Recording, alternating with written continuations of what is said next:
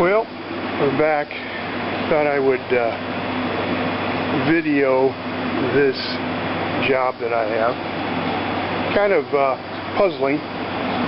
Customer brought it to me and said that he had tried to adjust the valves and couldn't get it to start.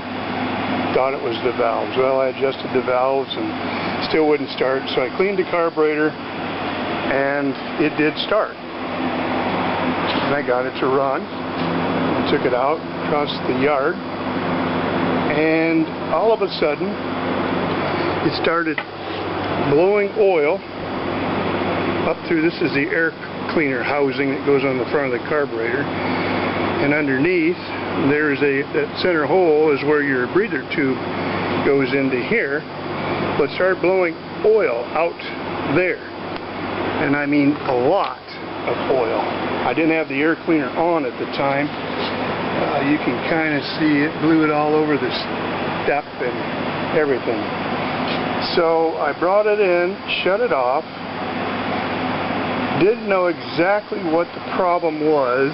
I took out the breather, which is located right there, which is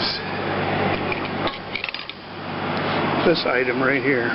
That's the breather, and that's got a pressure release diaphragm in there that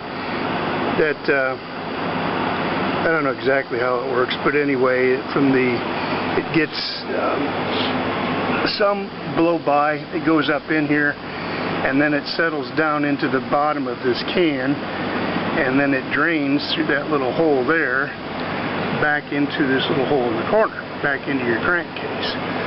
So, but what I was getting was so much oil that it was blowing it out this tube up into the bottom of that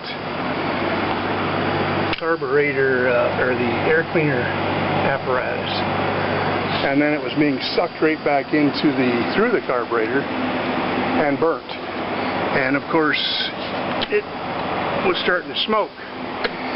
So I did some YouTube checking, couldn't really find anything. A few videos that talked about head gaskets on these engines. This is a 17.5 horse, let's see, nope, 17 horse overhead valve Briggs. Well, come to find out, they are notorious, and I have run into this issue before, of blowing head gaskets. And I wanted to show everybody where it blows, because this is where your push rods go for your valves, up into there, and then your breather is right there. So you can see the close proximity, and they are connected. So what happened is you were getting pressure from the piston, because I checked my compression and I had 125 psi compression, which sounds good, which it is. But it was blowing it out past this spot. You can see there we're on the block itself how it has made that mark, which allowed pressure to go into here, which allowed the oil to be pushed out through here into your carburetor. So that was the only thing I could come up with, and I didn't want to tear it down because it's a little bit involved, but I'll show you the head gasket. This is the head gasket that came off of it, which in all appearances looks good from this side, but this is the back side of it. And if you look right there, you can see that spot where it blew out the gasket. Now the rest of this just kind of peeled off when you pulled the gasket off. But anyway, that is the culprit. And so what I need to do is to get a 31, that's the cubic, no, it's cubic inch, whatever. But anyway, that's the size of this engine. And so by getting that particular head gasket, which I get off of these numbers right here, these are mine.